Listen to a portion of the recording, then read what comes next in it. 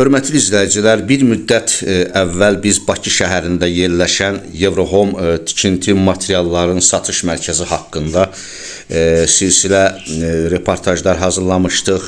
Adı çəkilən deməli obyektin vergidən yayınması haqqında, orada fəaliyyət göstərən mağazaların heç birində kassa aparatının olmaması, işçilərlə əmək müqaviləsinin olmaması, köçürmələrin kartdan karta edilməsi və sair qanunsuzlar barədə bəhs etmişdik. Qeyd etmişdik ki, həmin adı çəkilən Eurohome tikinti materialları satış bazarının rəhbəri Azay Möhnətovdur və onun Bakı şəhərində Eurohome 2 ərazidə, Sumqayıtda 28-də və 20 yanvarda obyektləri var.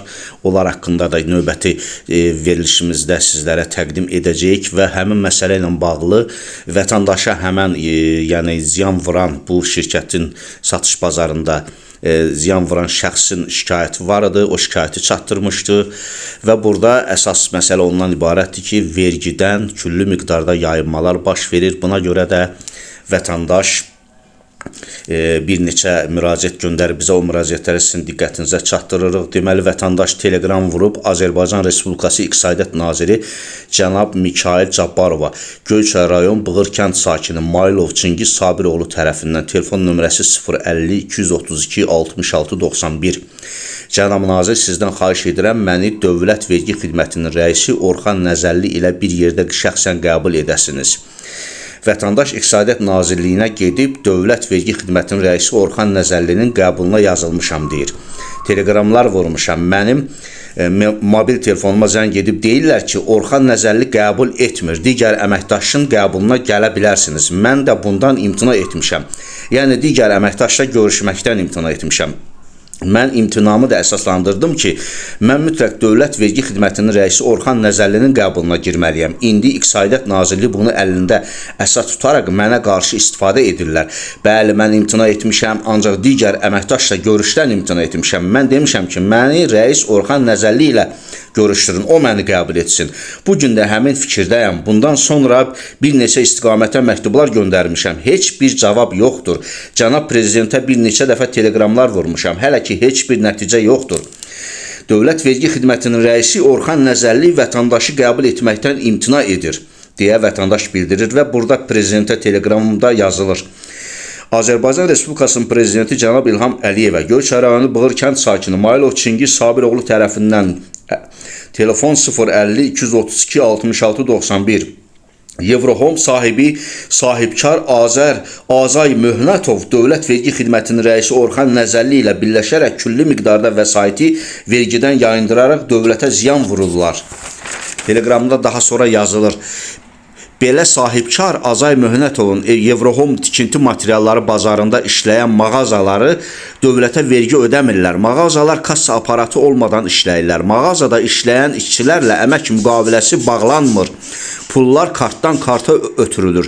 Azay Möhnətovun Eurohome'dan əlavə Bakı və Sumqayıt şəhərlərində də satış mağazalar var. Bunlar Ekspres Ucuzluq, Ayz Bakunun 28-də və Sumqayıtda yerləşən filiallarıdır. Bu mağazalarda vergidən küllü miqdarda vəsaitlər yayındırılaraq dövlətə ziyan vururlar. Bu mağazaların belə qanunsuz işləməsinə şərait yaradan Orxan Nəzərlidir. Mən dəfələrlə Orxan Nəzərliyə telegram vuraraq məni qəbul etməsini xahiş etmişəm.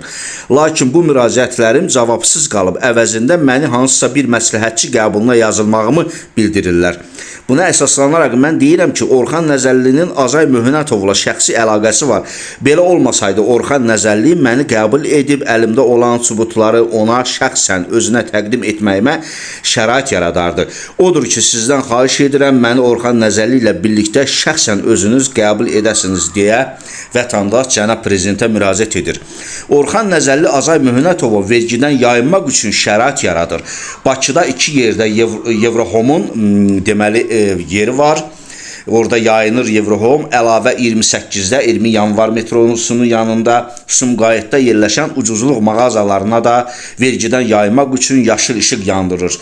Həmən yerlərdə deməli biz baxış keçirmişik. Onlar da hazır olan kimi hörmətli izləyicilər həmin mağazaların da çəkilişlərini sizə növbəti dəfə təqdim edəcək. Əlbəttə ki, həmən bu Ayz Baku bunun 28-də və Sumqayıtda yerləşən filialları var. Ondan sonra Express ucuzluq mağazasının filiallarında da vergidən yayınmalar var. Eurohome'un Bakıda 2 nöqtəsi var. Həmin ikisində də vergidən yayınma var. Güclü qanunsuzluqlar baş verir. Eyni zamanda biz qeyd etmişdik ki, həmin bu Eurohome'un tərkibində fəaliyyət göstərən Dekor adlı mağaza vətəndaşa 30 mindən yuxarı ziyan vurmuşdur. Yəni keyfiyyətsiz mal satıb onu aldatmışdır.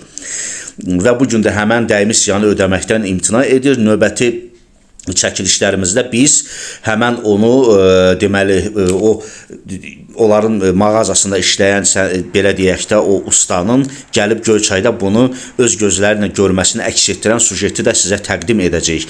Biz burada bu çəkilişdə həm Oqta deməli Orxan Nəzəllinin həm Azay Möhnətovun foto şəkillərini də sizlərə təqdim edirik. Eləcə də vətəndaşın göndərdiyi teleqramların foto sürətini də sizə təqdim edirik.